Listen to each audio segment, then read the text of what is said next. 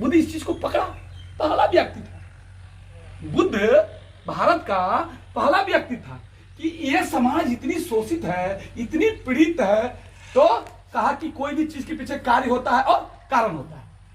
तो जब वो कारण देखा कि कारण क्या था, अपमान, गैर बराबरी, अत्याचार, अधिकार विहीन समाज और कुछ वर्ग जो है विशेषाधिकार वर्ग है। बुद्ध की यही लड़ाई थी, बौद्ध धर्म नहीं। बौद्ध इज नॉट ए रिलीजन, बौद्ध धर्म नहीं है। बुद्ध की लड़ाई यही लड़ाई थी, बुद्ध यही लड़ाई लड़ा। इसका परिणाम क्या हुआ? बुद्ध ने केडर बनाया, भिक्षु संघ।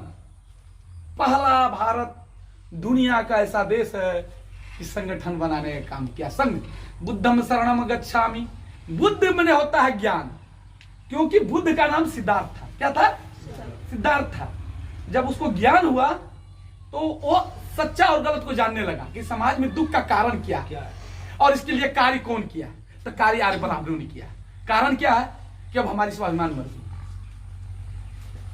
तो उन्होंने एक थ्योरी दिया, प्रति उत्संपाद। प्रत्येक कार्य के पीछे कारण होता है, प्रत्येक कार्य के पीछे कारण होता है। कार्य कारण हमने आपको पूर्व में बताया कि कार्य क्या था। कार्य उन्होंने हमको विशेषाधिकार विहीन कर दिया था ताकि हम इस पर शासन करें, क्योंकि वो आक्रांता था। कौन सी था? आक्रांता था। तो कार्य ये इसलिए किया था ताकि हम शासक वर्ग बन के रहें और इनका शोषण करे, इनको अपमान करे, इंसान को इंसान नहीं समझे, इंसान को कोई माने कोई वैल्यू नहीं दिया था। तो बुद्ध ही पहला व्यक्ति है ईश्वर को अस्तित्व नहीं रखा। अनात्मावादी है। क्या है? अनात्मावादी है। वो ईश्वर को नहीं माना। और धर्म के केंद्र में अगर वो कहा जा तो वो मनुष्य को केंद्र बिंदु माना। किसको केंद्र बिंदु माना? जो है मानव है। आपो दीपो भव, आपो दीपो भव। अपना दीपक स्वयं बनो। मानव चाक से जिंदगी करके चंद्रमा पर गया तो ज्ञानी है, इंटेलेक्चुअल है, तब तो जा रहा है, इतनी चीज खोज रहा। तो आपो दीपो भव वैज्ञानिक तर्क दिया कि अपना दीपक आप स्वयं बनो। इसका परिणाम क्या हुआ? समाज भिक्षु संघ बन गया, जगह जगह लोग गए और उसमें पूरे भारत बुद्ध में नहीं, यहां तक कि उनका संदेश ईरान तक गया। समता बंधुता अगर इस्लाम में है, न्याय है, तो कहीं ना कहीं हम आपस में मैचिंग है। ये गया कहां गया? चीन गया, कंबोडिया गया, वियतनाम गया, जापान गया, श्रीलंका गया। और यहां भी ईद तक नहीं हुआ। मौर्य वंश से पहले भी जो 10 राजाओं ने राज किया, कालाशोक, नागसेन, ये सब बहुत, ये घनानंद, ये जो नंद वंश थे, जात के नाई थे, सिकंदर भी उससे हार गया था। तो इसका परिणति हुआ, बुद्ध की सामाजिक क्रांति का परिणाम हुआ कि भारत एक बृहत्तर समाज बन गया और बहुजन हिताय बहुजन सुखाय का नारा चला। तो भाई यहाँ बहुजन कौन है? अगर हम बहुजन हैं तो कोई अल्पजन है? हम अगर इस देश में बहुजन है, 67 से 43 जातियों में बटे हुए लोग हैं, तो अल्पजन कौन है? बता सकते हैं आप लोग? हम बहुजन हैं, हम कह रहे हैं 90% है।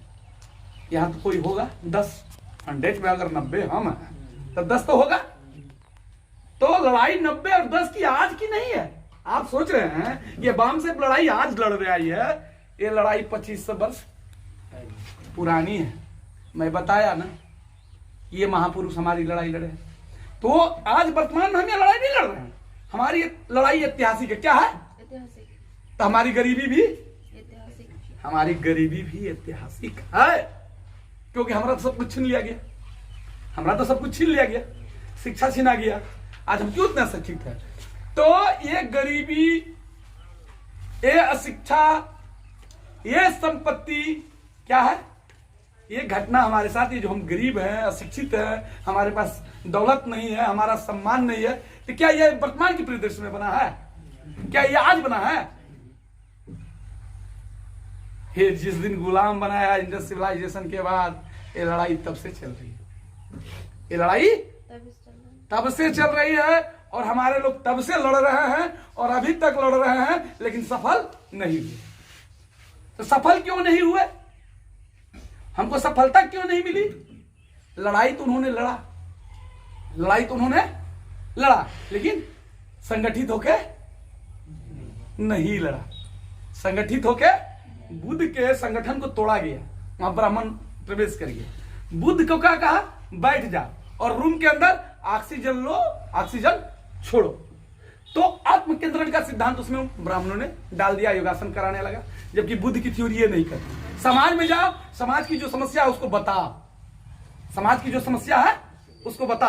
जैसे आज हमारी समाज की समस्या क्या है, वो बाम से लेके समाज में जाती है और समाजों को जागरूक करती है कि हमारी सामाजिक समस्या ये है। क्योंकि सबसे पहले जो क्रांति होती है वो मानसिक क्रांति होती है। क्या होती है? मन पे जो संवेदनशील लोग होते हैं उनका मन में तुरंत इसका आगाज हो जाता है।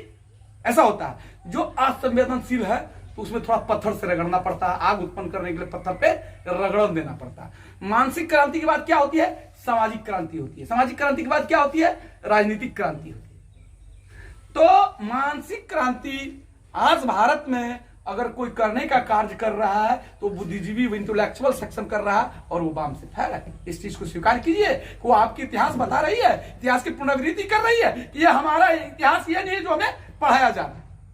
वो लिखा और हम पढ़े, हम लिखे पढ़े उसके हैं, अब हमें पढ़ना है और इतिहास को लिखना होगा। वो इतिहास लिखने के लिए आपको वाम से ही संगठन है कि आपकी जान बचाएगी। बाबा साहब ने कहा था जब आपका सब कुछ खत्म हो जाएगा, आपका सामाजिक अधिकार खत्म हो जाएगा, आपका राजनीतिक अधिकार खत्म हो जाएगा, आपका आर्थिक अधिकार खत्म हो जाएगा, तो आपको एक ही चीज वो जान बचाएगी। वो कौन होगा? वो आपका संगठन, वो आपका संगठन।